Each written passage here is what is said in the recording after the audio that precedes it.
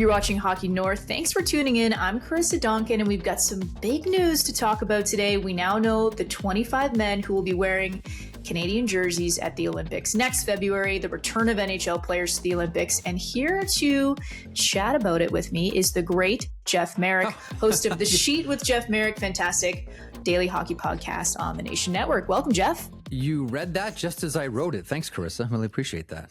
Oh, it's always good to talk to you. So we've got a lot to go through. I guess, first of all, any surprises, Jeff? Anything kind of catch you off guard a little bit? I mean, this was a this was a very well. First of all, the blue line is identical. That returns. I think we're all wondering whether Logan Thompson was going to get his way onto the roster. He did.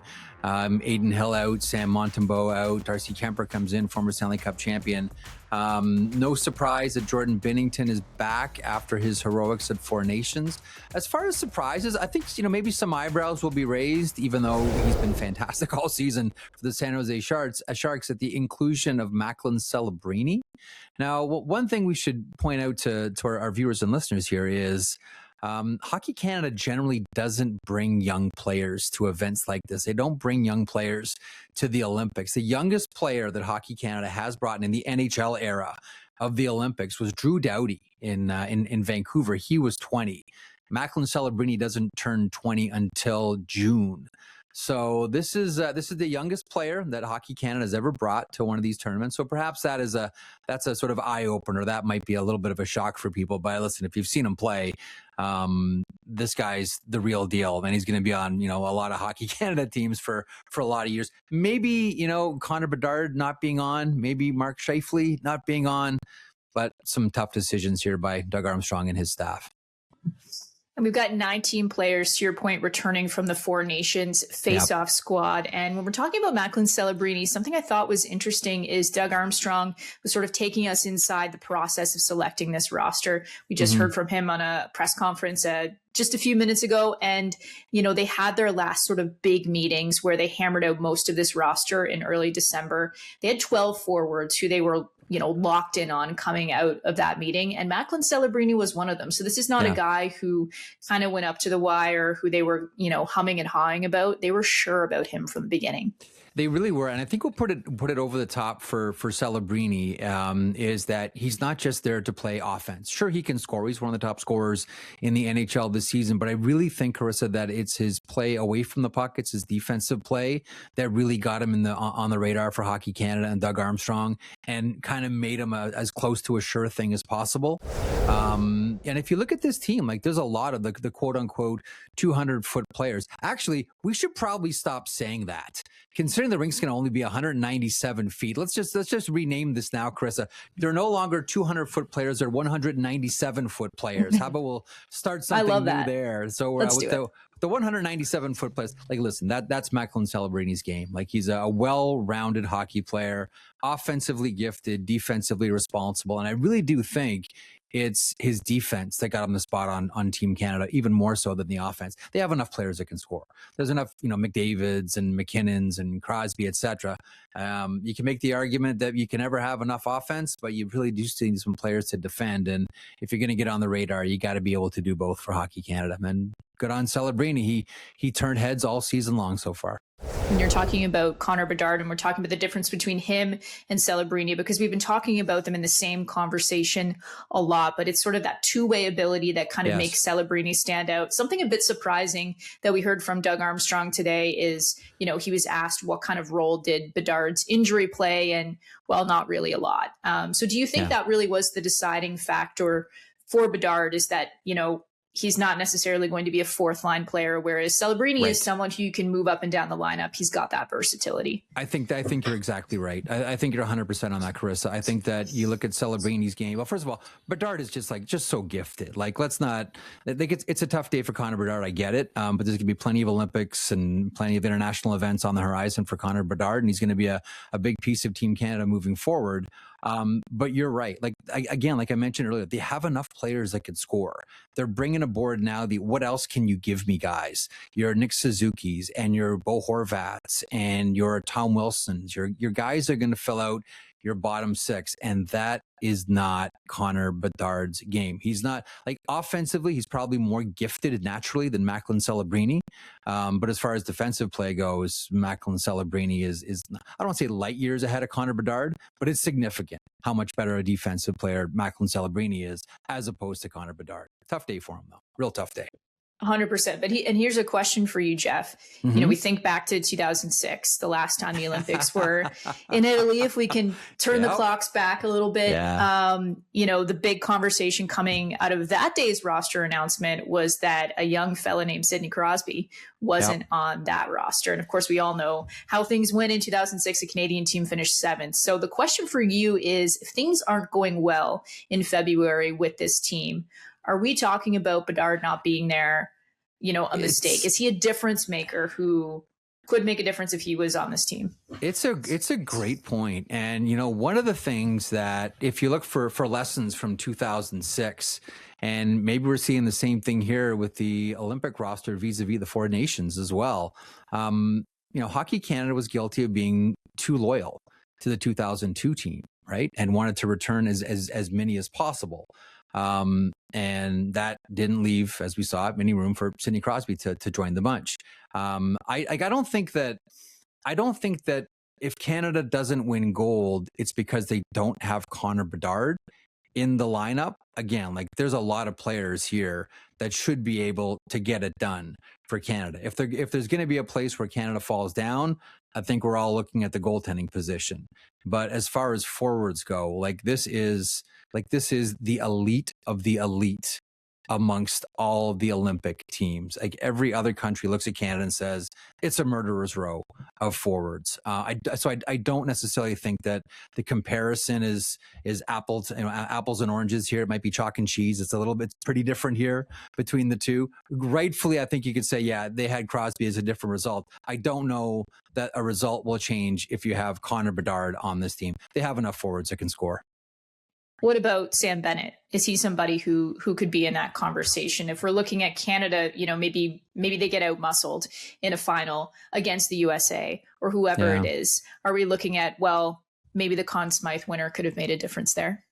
It's a great question. Again, like Doug Armstrong talked about, like, some really tough decisions and some really tough cuts, and Sam Bennett had to be, I mean, regardless of what he did in the tournament, but also, like, not to put too much of an accent on a fight in Montreal on a Saturday night, but that was big, and that was, like, galvanizing and right up and down the bench too.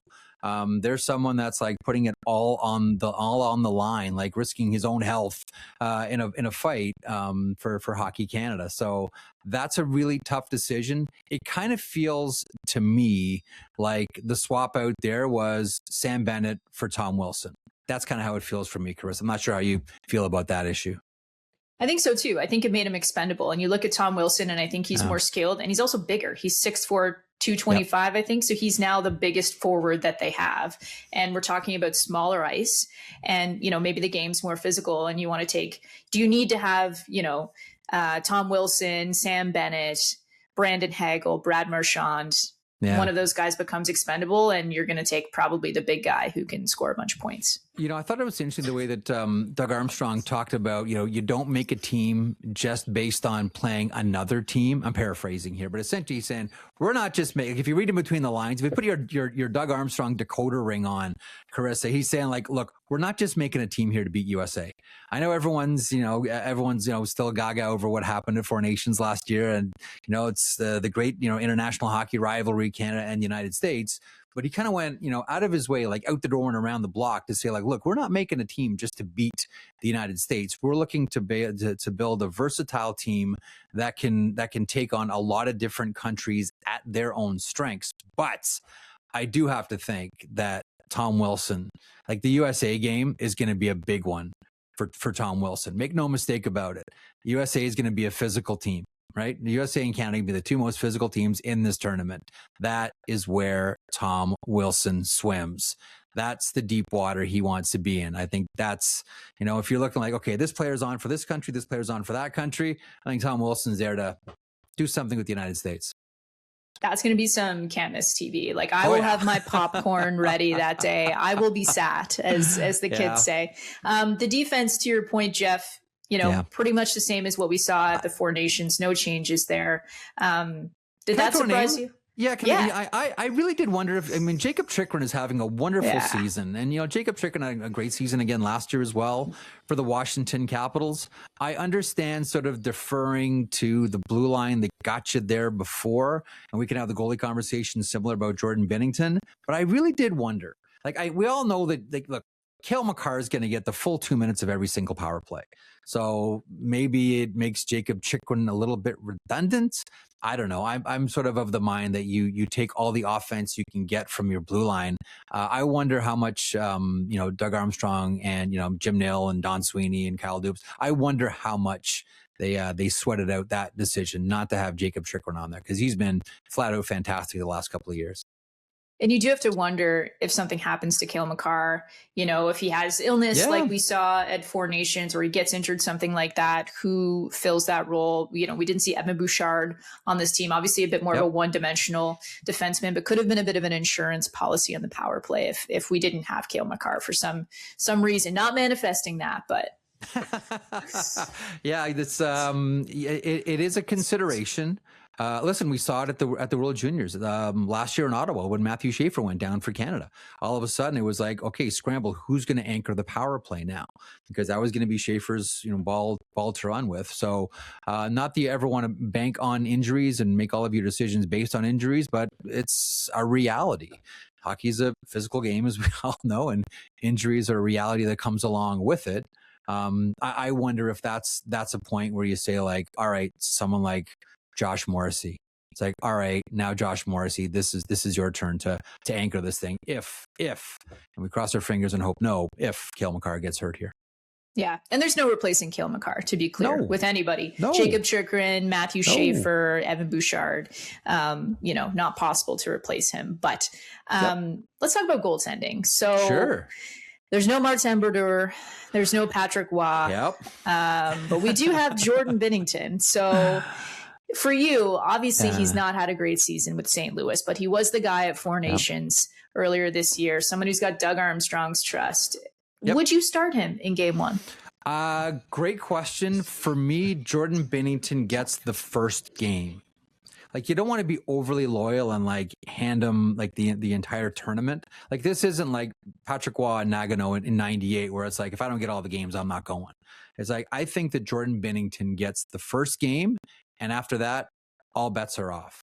Like, as much as and rightfully so, because he was excellent in that final against the United States, the Four Nations. Take nothing away from Binnington in that game, the most pressure-filled moment of that tournament. He was excellent and one save better than Connor Hellebuck, and stared down the ice and said, I'm making more saves than you. I think he gets the first start based on that loyalty and what he did at Four Nations. After that, I think everything, all bets are off, and maybe it turns into Logan Thompson's net to run with. But at the Four Nations, we've tended to forget, every single game that Canada played outside of the final, there was one goal, Karissa, where we all went, ugh. Man, that can't happen in the final. Every single game, there was one. There was that one moment where you're like, oh, don't let that happen in the final. So I think he's earned the first start. After that, all bets are off. Last question for you, Jeff. Connor McDavid. Sure. We talk about Sidney Crosby. We know what Sidney Crosby's legacy is. He's, got 2 Olympic gold medals. He's got 3 Stanley Cups. If he comes home with a gold medal, a silver medal, a bronze medal, no medal at all, I think his legacy is intact. We talk about a guy like Connor McDavid, though, has never won the cup, come so close he could taste it. He's never had the chance to compete on this stage. How big is this tournament for him and his legacy in this game? This one's massive. You're right. Sidney Crosby, he's written his story. I'm sure he'd love to have, another gold medal around his neck, and maybe one more Stanley Cup run with the Pittsburgh Penguins. I'm not sure that's in the cards, but nonetheless, for McDavid, still he's still in the box checking process. Sidney Crosby has checked the boxes, right? He's pretty much done it all. He'll just have to retire, wait the mandatory 3 years, and then he's going into the Hockey Hall of Fame right away. But for Connor McDavid, you're right. The Stanley Cup issue burns. This gold medal will burn too. That's why that goal that he scored last year at Four Nations was so important. Because as great a player as Connor McDavid is, and, depending on the day of the week, like it's either him or Nathan McKinnon, who's the best player in the world, there hasn't been a whole lot of winning. In junior in the OHL with the Erie Otters, they never won the OHL championship. So he never got to the Memorial Cup.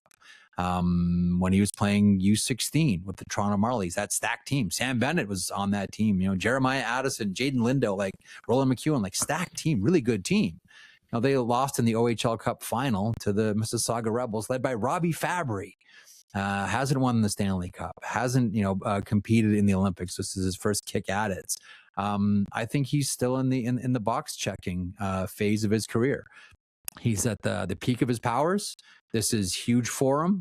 And when the career is all done, and you're looking at the Hockey Hall of Fame, even though I think he already has the credentials to go in, the first thing they look at is how many cups have you won, and now how many gold medals have you won.